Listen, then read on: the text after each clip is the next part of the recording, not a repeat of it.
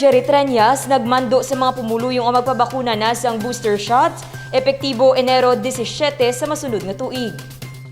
Ginpirmahan na ni Mayor Jerry Treñas ang Office Order No. 65, kaundan sini ang mandatory nga pagpabakuna sang booster shots para sa tanan nga mga nagatrabaho sa Iloilo City Hall, lakip na ang mga kliyente nga magapadulong sa pag-asikaso sang importante nga mga transaksyon. Lakip man sa mandato ang booster shot nga mangin rekisito para sa mga empleyado kag kliyente o kung nagatransaksyon sa Iloilo City Hall. Ang pagpatuman sini ang magaumpisa epektibo Enero 17 sa masunod nga tuig 2022. Ginpahayag ni Jack Cunlo, head sang Public Safety Transportation Management Office, nga apisar na labot na ang mataas nga herd immunity sang syudad, hindi ini garantiya nga magpakampante. Ang pagpabakuna sang booster shots makabulig man agud maproteheran ang kaugalingon, pamilya kag komunidad. Mayor Jerry Treñas, encourage kita na booster shots kita, no?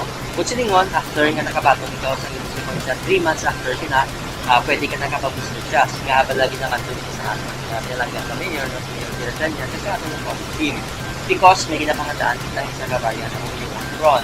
Ikaduwa, ang atong 2022, dapat mas manapasan na natin ang mga challenges with regard to COVID.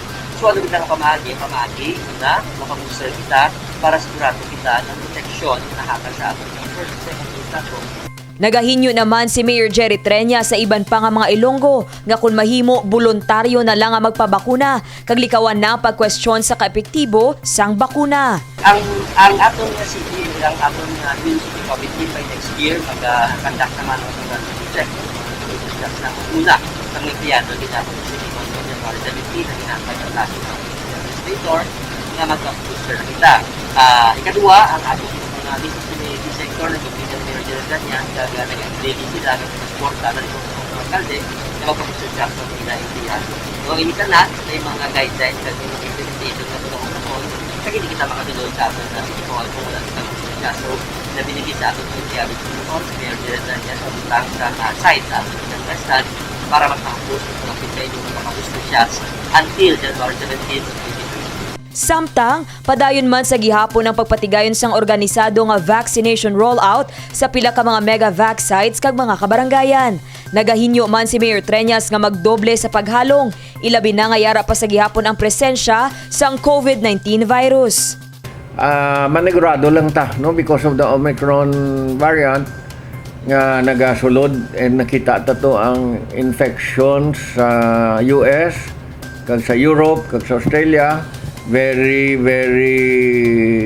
difficult to live with this variant, no, kay kadasigid magdamo.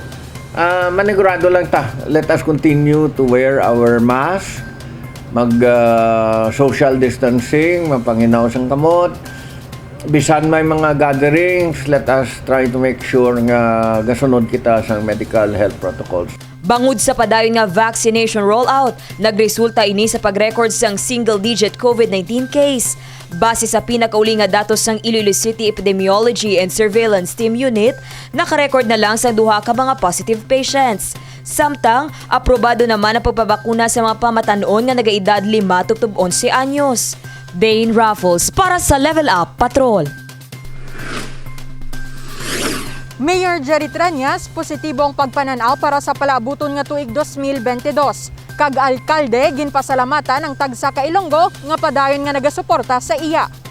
Nagapadayon ang pag-uswag sang syudad sang Iloilo bisan sa tunga sang pandemya. Wala man nagauntat ang mga programa sang lokal nga panguluhan batok COVID-19 virus. Gani, sa pagtapos ng tuig 2021, nagalaom si Mayor Jerry Treñas sa isa ka mahamungayaon nga tuig 2022 para sa mga Ilonggo. Hopefully, ang problema tas COVID mapanaog na. Nalipay ako nga bisan amo na ning challenges naton daw tibawas man kita. Ang tanan nga mga benefits ang aton nga mga empleyado na tagta kag ginpalagas pa gani ang additional benefit nga gin-approve sang presidente, no. Ginkalipay man sang alkalde nga bisan madamo sa mga pagpanghangkat kag pagtilaw nga ginaatubang ang tanan, nahimo man sa gihapon nga nalampuwasan ang kabudlay sa pagpangabuhi. Inibangod sa kooperasyon sang kada isa. I think despite the challenges that we faced, I think we were able to go through this very nicely, and waita na pabayaan ang mga trabaho sa aton syudad, no? Very proud of all the employees of the City Hall. We were able to get the seal of good housekeeping from the good financial housekeeping from the DILG. Nakakuha man kita sang award dalhin sa Bureau of Local Government Finance nga maayo nga pagpadalagan sang finances ta during a pandemic. I think we have done very well, no? We are looking forward to doing even better next year. Ginbayin man ni Mayor Treñas ang mga balantayan nga mga proyekto sa masunod nga tuig. Balantayan tagid ang mga plaza ta, no? Makitaan ta na din sa Plaza Libertad gamat-amat na shape up. Ginaobra naman to ang harong plaza. Ang Arevalo Plaza sugda naman na, ginatapos ta na ang plano para sa La Paz kag sa Mandurriao, and ang mga markets ta. Eventually we will have our own hospital, no? Inaya final ta na subong mga terms of reference. Ang dalayunan para sa mga kabataan dira sa Barrio Obrero, paubrata man na, may kwarta na next year.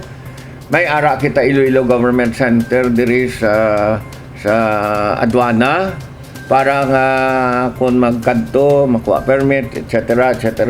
Diri na lang makadto sa aton sa Iloilo Government Center, aside sa aton 5 ka off-site payment centers.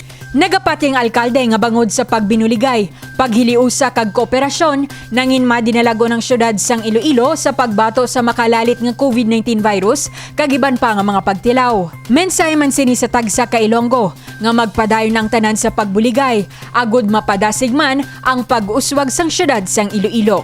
Divine Singh para sa Level Up Patrol.